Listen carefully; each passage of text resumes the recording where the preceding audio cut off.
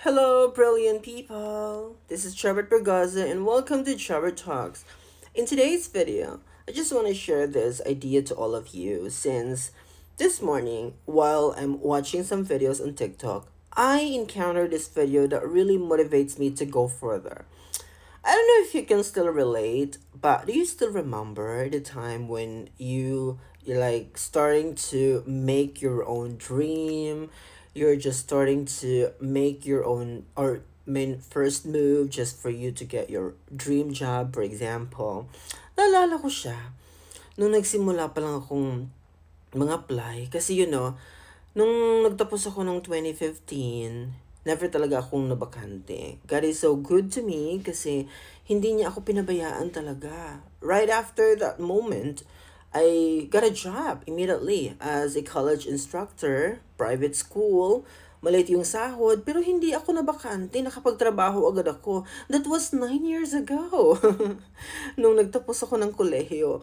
And then right after my private school journey, naging isa akong DepEd teacher back in 2016. Kasi 2015 ako nagtapos, so 2016 nagsimula ako sa Department of Education.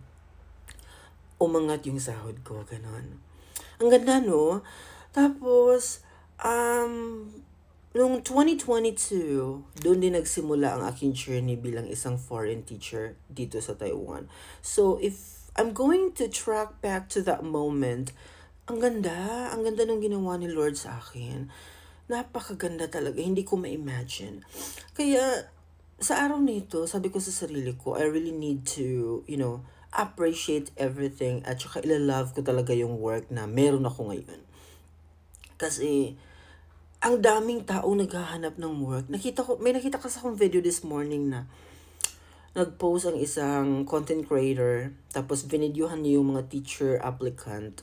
Tapos sabi niya, ang daming nag-a-apply, pero alam niya na konti lamang ang vacancy. Parang ganun. Di ko ma-imagine. Pero naka-recall ako doon sa moment na ang dami namin noon when I applied as a teacher sa DepEd. Napakarami talaga namin nangangarap na makapasok. Pero hindi ako pinabayaan ng Panginoon. Binigyan niya ako ng pagkakataon talaga na at that moment makapagtrabaho agad ako sa DepEd. It's time for me to say thank you. Kasi lalo na dun sa pinakaunang school na tumanggap sa akin, yung college, wala pa akong pangalan nun eh. Tapos ang payat-payat ko pa, wala akong experience. Pero bukas sa loob nilang tanggapin ako at bigyan ako ng opportunity na maipamalas yung aking galing sa pagtuturo.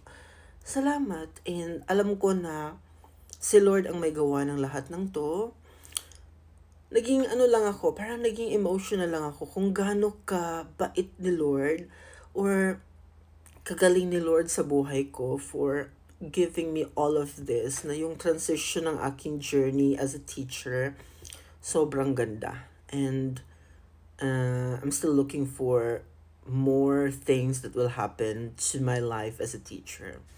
Naisip ko lang na we have to be grateful kung ano yung trabahong meron tayo ngayon. Pahalagahan natin. Gawin natin kung ano yung makakaya natin gawin. Kasi ang dami po sa paligid natin ang walang trabaho, nangangarap po na makapagtrabaho. So, yun lang. Bye-bye!